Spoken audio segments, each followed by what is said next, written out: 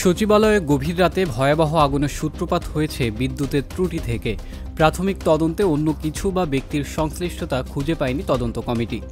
মঙ্গলবার সন্ধ্যায় তদন্ত কমিটির প্রধান স্বরাষ্ট্র মন্ত্রণালয়ের সিনিয়র সচিব নাসিমুল গনি প্রাথমিক প্রতিবেদন জমা দেওয়ার পর এ তথ্য জানিয়েছেন প্রধান উপদেষ্টার প্রেস সচিব শফিকুল আলম। তিনি বলেন, আগুনের কারণ অনুসন্ধানে একাধিক দল কাজ করেছে। বুয়েটের একটি বিশেষজ্ঞ দল ছিল, দমকল বাহিনীর যারা ফায়ার হ্যান্ডেল করে তাদের এক্সপার্ট ছিল, সেনাবাহিনী থেকে তাদের বম্ব স্কোয়াড ছিল, তাদের বিশেষায়িত কুকুরগুলোর ডগ স্কোয়াড তারাও কাজ করেছে, পুলিশের সিআইডি থেকে তারা কাজ করেছে। গত বুধবার গভীর রাতে সচিবালয়ের ৭ নম্বর ভবনে আগুন লেগে ষষ্ঠ ও নবম তলায় থাকা ৫টি মন্ত্রণালয়ের দপ্তর পুড়ে যায়। এর মধ্যে অষ্টম ও নবম তলার অধিকাংশ নথি পুড়ে গেছে।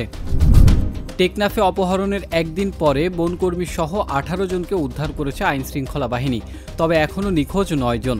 তাদের উদ্ধারে অভিযান চলছে। র্যাব বলছে অপহরণে জড়িত ২ জনকে আটক করা হয়েছে। একই সঙ্গে অপহরণকারী চক্রটিকেও শনাক্ত করা গেছে। মঙ্গলবার টেকনাফে অটোরিকশা চালক সহ আরও ৮ জনকে অপহরণ করে নিয়ে যায় সন্ত্রাসীরা। এর আগে সোমবার অপহরণের শিকার হন ১৯ জন। জীবন দিয়ে হলেও দেশের সীমান্ত রক্ষায় বর্ডার গার্ড বাংলাদেশ বিজিবিকে প্রস্তুত থাকার আহ্বান জানিয়েছেন স্বরাষ্ট্র উপদেষ্টা জাহাঙ্গীর আলম চৌধুরী। মঙ্গলবার চট্টগ্রামের সাতকানিয়ায় বিজিবি সেন্টার ও কলেজে এক অনুষ্ঠানে তিনি বলেন, দেশের ১ ইঞ্চি মাটিও হাতছাড়া হতে দেয়া যাবে না। সীমান্তে প্রতিপক্ষের কাছে কোনো অবস্থাতেই পিঠ প্রদর্শন করা যাবে না। বিজিবিকে সীমান্তের নিরাপত্তা ও আস্থার প্রতীক বলে উল্লেখ করেন স্বরাষ্ট্র উপদেষ্টা।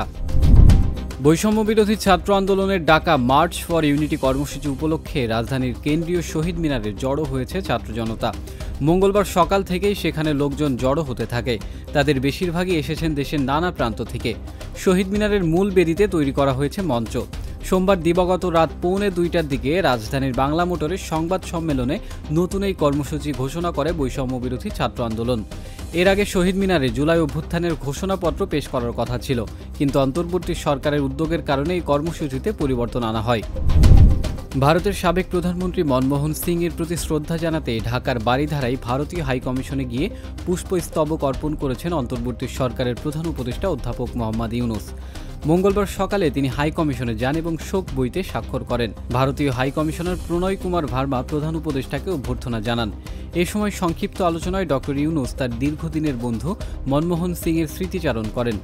মনমোহনকে তিনি সরল ও জ্ঞানী বলে উল্লেখ করেন। ডক্টর সিং ভারতকে একটি বৈশ্বিক অর্থনৈতিক শক্তিতে রূপান্তরিত করতে বড় ভূমিকা রেখেছেন বলে উল্লেখ করেন প্রধান উপদেষ্টা। একই দিন প্রধান উপদেষ্টা ঢাকার বারিধারায় মার্কিন দূতাবাসে গিয়ে প্রয়াত প্রেসিডেন্ট জিমি কার্টারের প্রতিকৃতিতে পুষ্পস্তবক অর্পণ করেন এবং শোক বইতে স্বাক্ষর করেন। হবিগঞ্জের বাহুবলে আকিজ ভেঞ্চারের কারখানায় সিলিন্ডার বিস্ফোরণের প্রকৌশলী সহ ৪ জন নিহত হয়েছেন। মঙ্গলবার সকাল ৯টার দিকে বিস্ফোরণ ঘটে। তাদের মধ্যে একজন প্রকৌশলী এবং বাকি ৩ জন শ্রমিক বলে জানা গেছে। বিস্ফোরণের পরে ঘটনাস্থলেই ২ জনের মৃত্যু হয়। হাসপাতালে মৃত্যু হয় আরও ২ জনের। কী কারণে বিস্ফোরণ ঘটল তা এখনও নিশ্চিত নয়।